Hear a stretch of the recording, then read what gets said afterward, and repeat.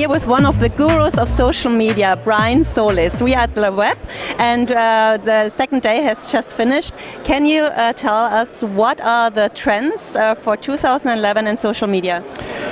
Wow, well, there's a lot of trends that some are going to sound very familiar and some will be new, but one of the biggest trends in social media is that we're going to continue to hit the mainstream, and not just people joining, not just people sharing on Facebook, but actually really embedding it into their lifestyle.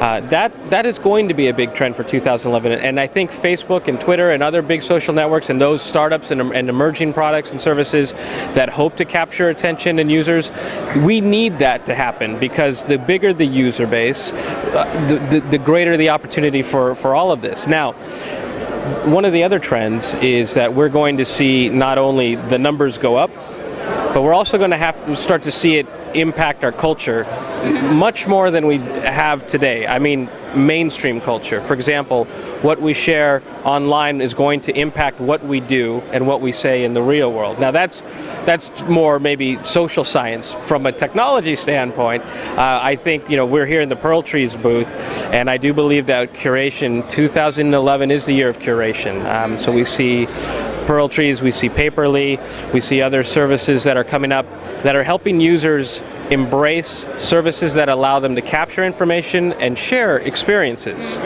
And that's the future of all of this. And one last thing is that there was a data point from Forrester Research that had said 70% of all of the people on the social web just consume. But so if you think about all of the things we hear and see on social networking, it's people talking, it's people creating content. It's a very small minority.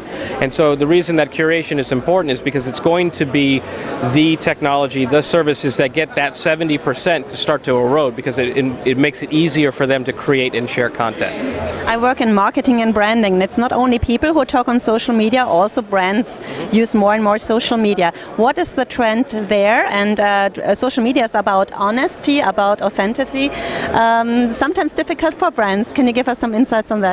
Well, you're looking at decades of almost antisocial behavior, in the sense that they didn't have to be. That's a very strong word, antisocial behavior. It is, and I'm sorry, but it's very true though, because I spend all of my time now helping brands reconstruct not just around social media, but reconstruct their whole philosophy, their whole culture, their whole infrastructure, in order to be open, in order to be honest, in order to be transparent, and because they realize the importance. They're not structured that way today. They're structured in a top-down, controlled format to create stories, messages, and products and services, introduce it, and even in many cases, they don't even service their products. Someone else services their products. So it's a disconnect between brand and consumer, and they've done everything they could to minimize the costs associated with that. Social media forces them now to come closer, and that changes everything. And so for brands and businesses, I call this the socialization of business. Every division of a brand will have to socialize. It's not just marketing, right? If it might start in marketing, but the first thing that happens is they realize that they're inviting more conversations, and it's not just related to the marketing effort. Suddenly customers, suddenly potential employees. It's all now starting to socialize the activity outside, where they're going to have to restructure marketing, advertising, service, so that it can go both ways. So they can have a conversation, but also learn from it and adapt from it to keep them honest. I've heard about you as an expert on social media. Are you yourself involved with any companies? Yeah? Oh yeah. I actually have been in this social marketing as well as social business before it was social business, working with a lot of the people that we all know back in the 90s. So I started my company in '99 around this, so it's been quite some time. But is it a company with an own business model, like in social media, or are you consulting? It's a whole agency around social. Okay. And I would say this: there weren't as many customers then as there are now, especially as more brands are learning about this.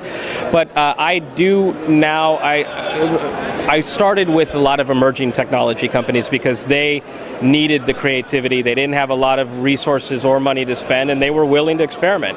But over the years, I started to focus more on bigger brands as well as politicians and government bodies and organizations, as well as arts organizations, celebrity here and there. But in really now where my work is focused is on what I call organizational transformation. So the agency is designed around creative, social creative as well as engagement and influence. And then another division which has started about 3 years ago is dedicated to organizational transformation, helping executives restructure the company around social. You're based in the US. Like from my point of view, from most people's point of view, the tipping point was a little bit also like how Obama used social media for his elections. What could be, or in which field do you think there could be the next tipping point in that field? Well, a little secret, maybe some strong words, but Obama's social media campaign was the best example of a highly celebrated one-way conversation. It wasn't two-way at all. It was used to increase donations, increase presence, and it worked marvelously. He got elected largely in part because of how social networks gave them the resources necessary to compete against formidable opponents. The next stage would be to look at that type of campaign and say, what would happen if we turned on the inbound stream? And really what that means is that we as people will be able to affect policy. We'll be able to actually have a democracy where we, the people, have control over the outcome of politics as well as our society. So at some point, whether they give it to us or not, that's the importance of social media. We're taking it.